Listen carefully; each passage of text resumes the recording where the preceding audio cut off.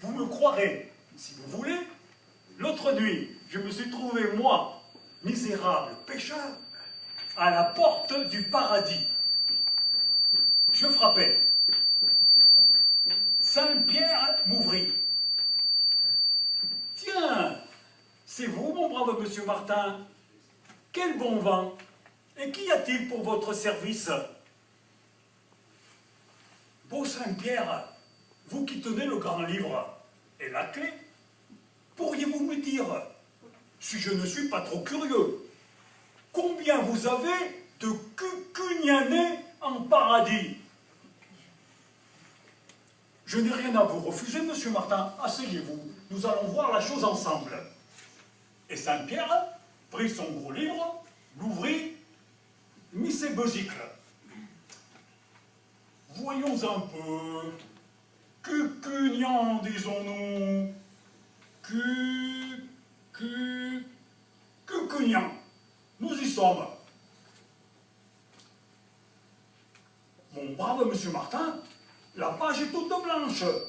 Pas une âme. Pas plus de cucugnanais que d'arêtes dans une dinde. Comment?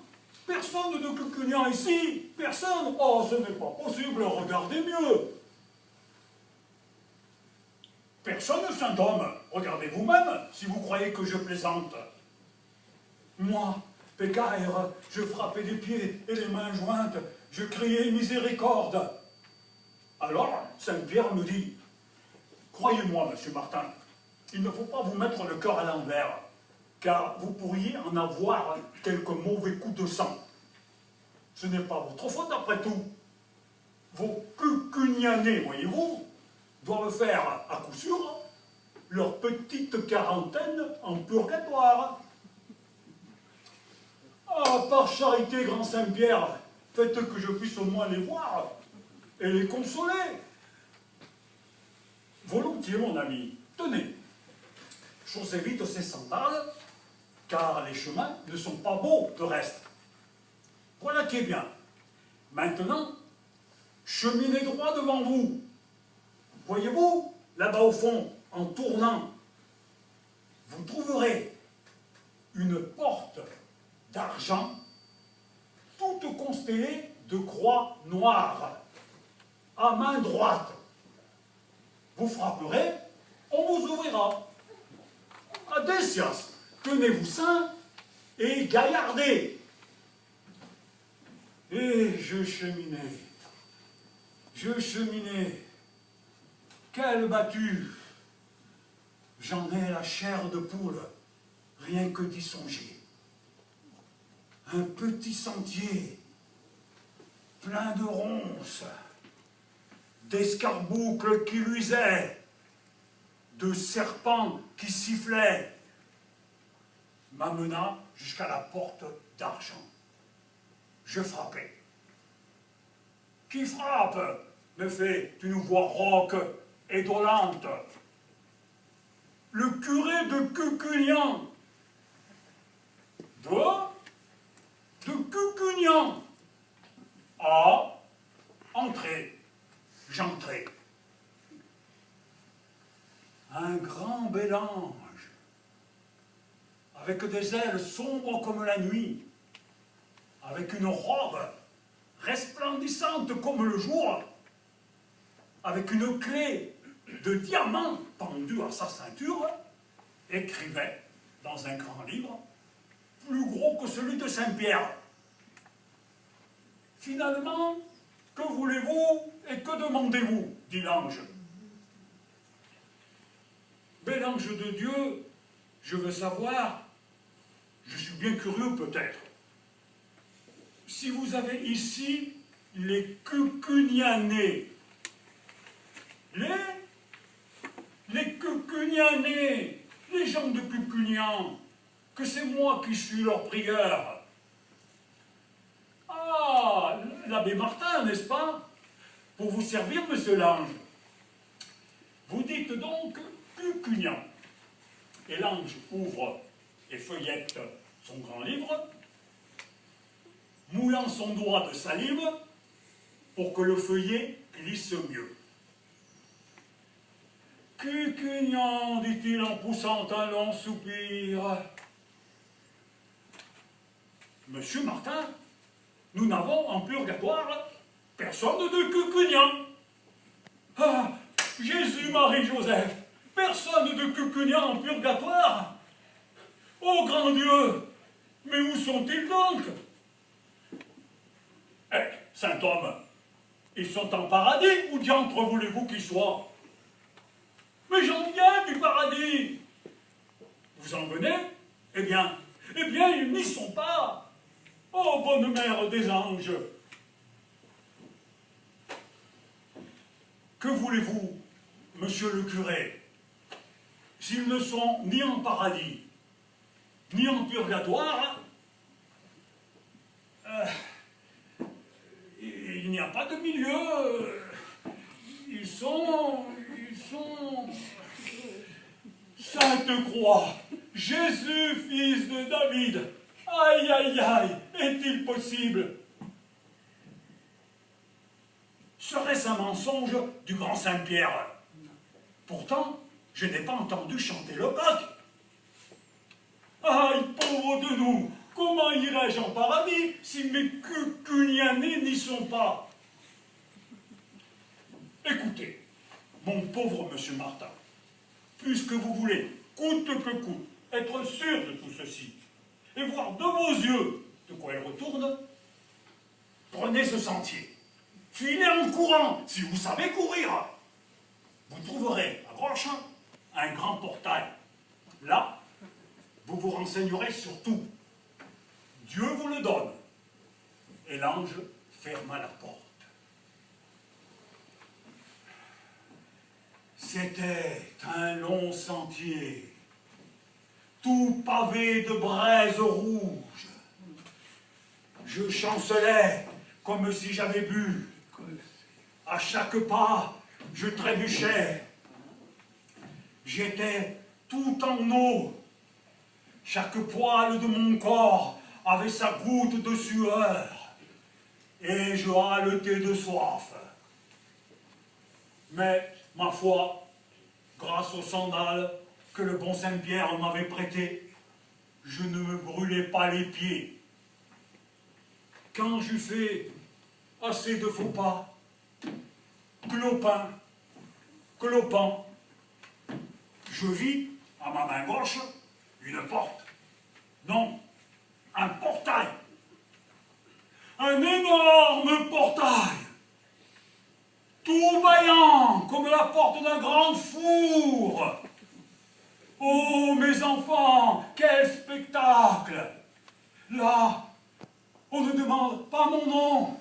Là, point de registre, par fournée et à pleine porte. On entre là, mes frères, comme le dimanche vous entrez au cabaret. Je suais à grosses gouttes. Et pourtant, j'étais transi. J'avais le frisson. Mes cheveux se dressaient. Je sentais le brûlé, la chair rôtie. Je perdais haleine dans cet air puant et embrasé. J'entendais des clameurs horribles, des gémissements, des hurlements et des jurements. Eh bien, entres-tu ou n'entres-tu pas, toi, me piquant de sa fourche, un démon cornu? Moi, je n'entre pas, je suis un ami de Dieu.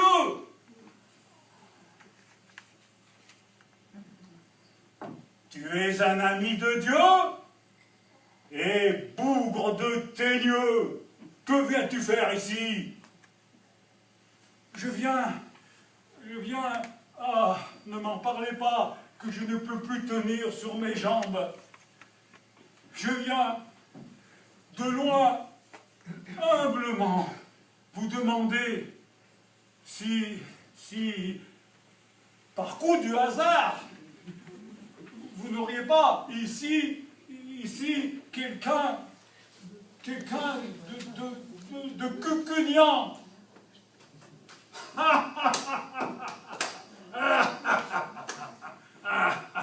Ah, feu de Dieu!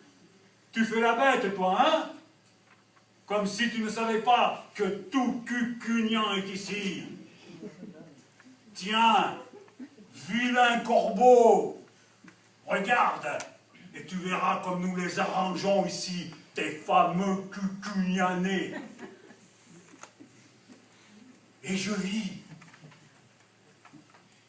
dans un épouvantable tourbillon de flammes le long coq-galine. Vous l'avez tous connu, mes frères, qui si souvent se grisait et si souvent secouait les puces à sa pauvre Cléance. Je vis Catharinée, cette petite gueuse avec son nez en l'air, qui couchait toute seule à la grange. Il vous en souvient, mes drôles? Mais passons, j'en ai trop dit. Je vis Pascal Doigt de Poix, qui faisait son huile avec les olives de Monsieur Julien. Je vis Babette, la glaneuse, qui en glanant, pour avoir plus vite noué sa gerbe, puisait à poignée au gerbier. Je vis Maître Grappazzi, qui huilait si bien la roue de sa brouette. Et Dauphine, qui vendait si cher l'eau de son puits.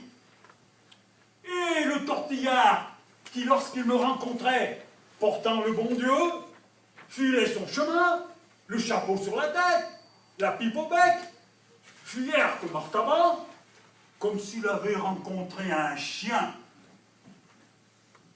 Et Coulot, avec sa zette, et Jacques, et Pierre, et Tony. Ah, je vous vois frémir, mes frères, car vous reconnaissez là votre grand-père ou votre grand-mère, votre père ou votre mère, votre frère ou votre sœur. Vous sentez bien, mes frères, vous sentez bien que ceci ne peut pas durer. J'ai charge d'âme, et je veux vous sauver de l'abîme où vous êtes tous en train de rouler tête première. Demain, je me mets à l'ouvrage, pas plus tard que demain. Et l'ouvrage ne manquera pas. Voici comment je m'y prendrai. Pour que tout se fasse bien, il faut que tout se fasse avec ordre. Nous irons rang par rang, comme à Jonquière quand on danse. Demain, lundi, je confesserai les vieux et les vieilles. Ce n'est rien. Mardi, les enfants. J'aurai bientôt fait. Mercredi, les garçons et les filles. Ça pourra être long. Jeudi, les hommes. Nous couperons court. Vendredi, les femmes. Je dirais, pas d'histoire. Samedi, le meunier. Et ce n'est pas trop d'un jour pour lui tout seul. Et si dimanche nous avons fini, nous serons bien heureux. Car voyez-vous, mes enfants, quand le blé est mûr, il faut le couper. Quand le vin est tiré, il faut le boire. Voilà assez de linge sale.